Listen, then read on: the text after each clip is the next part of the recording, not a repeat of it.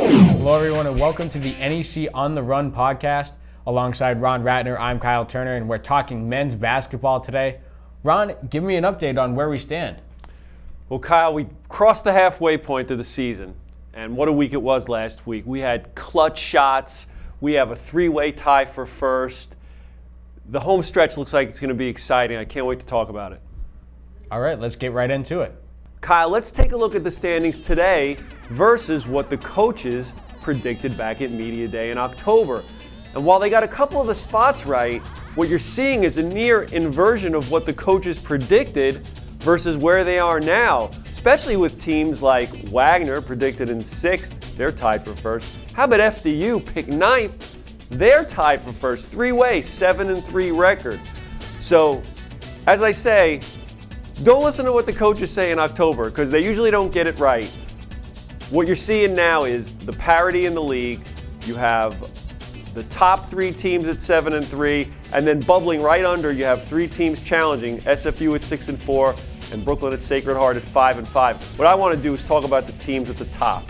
The first thing I want to talk about was the big game down in Emmitsburg on Saturday. NOT Arena, the first sellout there in 13 years, and what a game it was. This was a showdown for first place, Mount and Wagner. And Wagner did what I'm not sure a lot of people thought they could do. They went into that atmosphere down at NOT Arena with the Mount Maniacs, and they came away a winner, 73-63. Seahawks, 22-point lead at the half. The Mount made their runs in the second half, but Wagner was able to turn them away. What a game by Michael Carey, the NEC Co-Player of the Week. 11 for 14 from the field, a career-high 26 points. We might see him later in another segment on this show.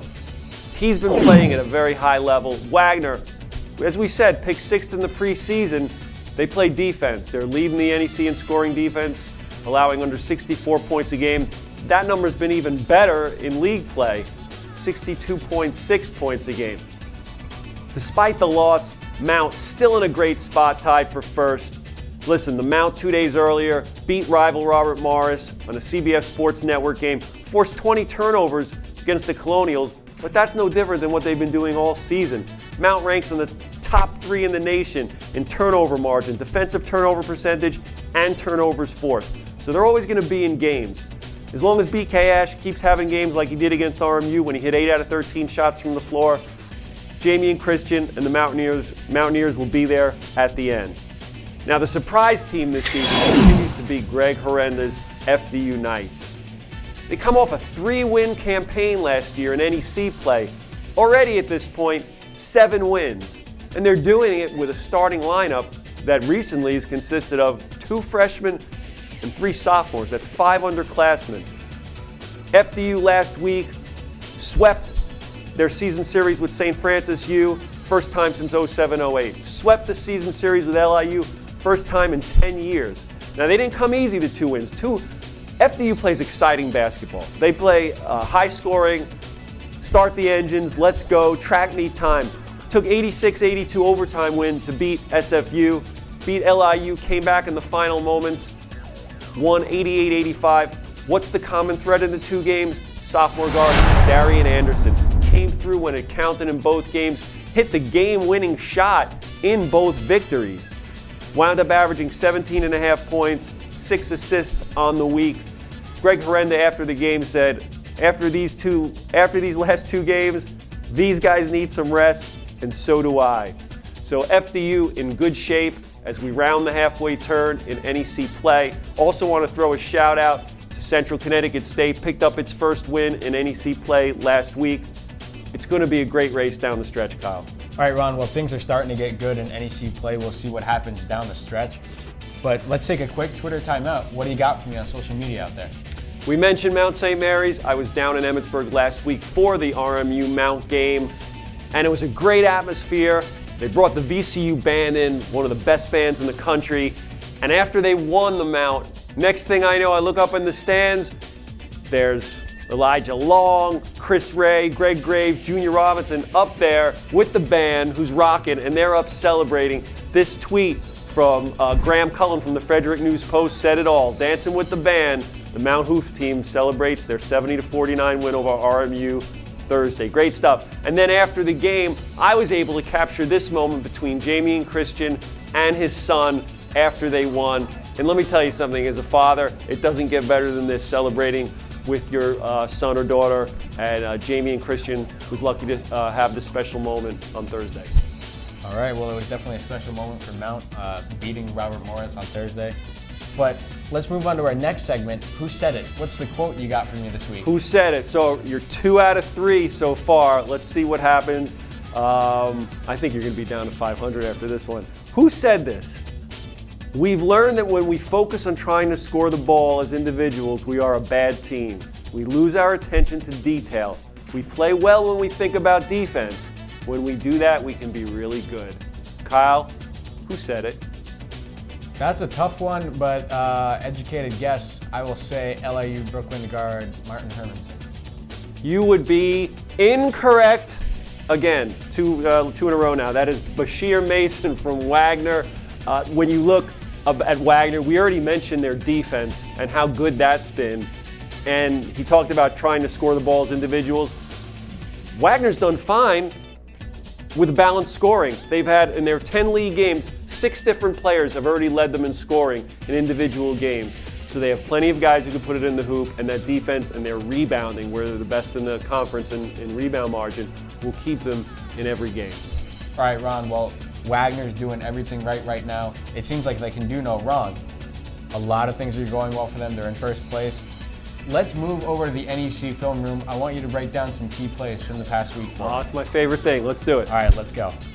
All right, folks, we're in the NEC film room now, where we will look at some of the top plays from NEC basketball last week, starting in Emmitsburg. Mount St. Mary's and Wagner. I want to show you some Michael Carey clips. This man had the game of the week last week. Let's see what he did. He did it from all over the court. You're going to look at 3 clips here. Roll it. First one, attacking from the left wing. He's going to split a double team when he gets the ball to the lane here, and he's going to muscle this one in and get fouled. Go. Hard to stop, Mike Carey. Now he goes to the right wing here. Go. He meets some resistance. He's just going to kiss it off glass. Let's take this ball into the middle of the court, right at the top of the key. He's going to squeeze through 3 guys this time. Muscle that layup in as well. Mike Carey, 26 points on 11 of 14 shooting. A great game and a big win for Wagner College. Our next play takes us to New Britain, Connecticut. St. Francis, Brooklyn against Central Connecticut. You're going to see a great 2-way play here by SFBK's Keon Williams. Roll it. First, some great defense, blocks the shot. Now stop it right here. So you see Keon, he's going to go out on the break. But Central's going to get back. But Keon Williams is smart. Watch what he does. Roll it. Eunice Hopkinson takes it down. Stop it again. You got 4 Central guys back. Not much of a fast break. Williams sees the lane pack. He flares out to the corner. Takes the open 3. Bang, right there. Keon Williams did it on defense. Went back down, used his head. Got an open 3, and as he does frequently, nails the shot. Our final play takes us to the Pitt Center. A great finish between Bryant and Sacred Heart.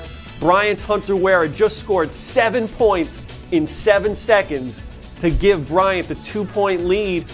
Here we go, out of a timeout, Sacred Heart ball. They inbound to who else? Kane Broom. All right, stop it right here. So Kane Broom is going to take the screen from Tevin Falzone. Watch what happens.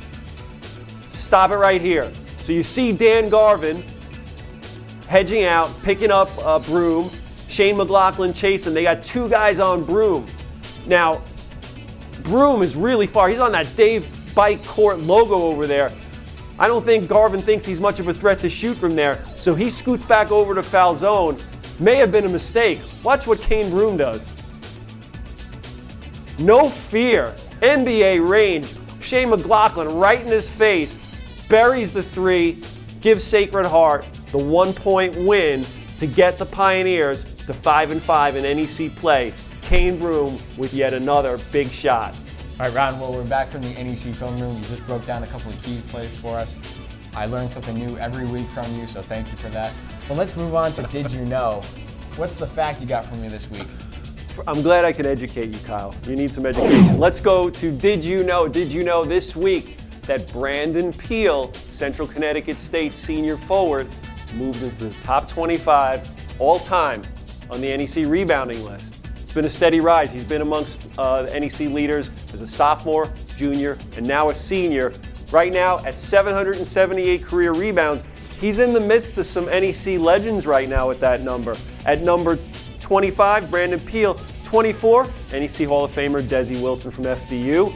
Number 21, Rick Smits, all-time, one of the, if not the greatest NEC player ever, longtime pro for the Indiana Pacers. Rick Smits, who played at Marist. So by the end of the season, expect to see Brandon Peel. He'll certainly crack the top 20. We'll see how high he can get. He's fifth in the league this year, averaging almost 8 rebounds a game. Great player, maybe even a better person, as we learned through the feature that we aired earlier on his work in the community with domestic violence. All right, well, congratulations to Brandon Peel for cracking the top 25 in all-time rebounding. Ron, what's the NEC on the Dial game this week?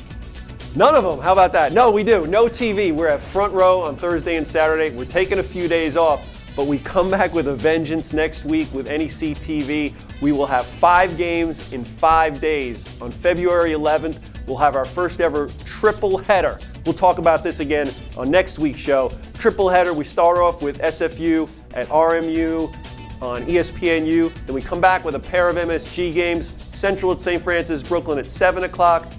FDU at Bryant at 9 o'clock. Fast forward to Saturday, 2 days later, February 13th. Good game, SFU at Mount St. Mary's on ESPN3. And then we're back New Jersey for Fairleigh Dickinson hosting Robert Morris, 6 p.m. on MSG. Some good games in that slate, so buckle up and maybe buckle up. Get on your couch, get your popcorn. You're gonna have plenty of time to watch next week on NEC TV.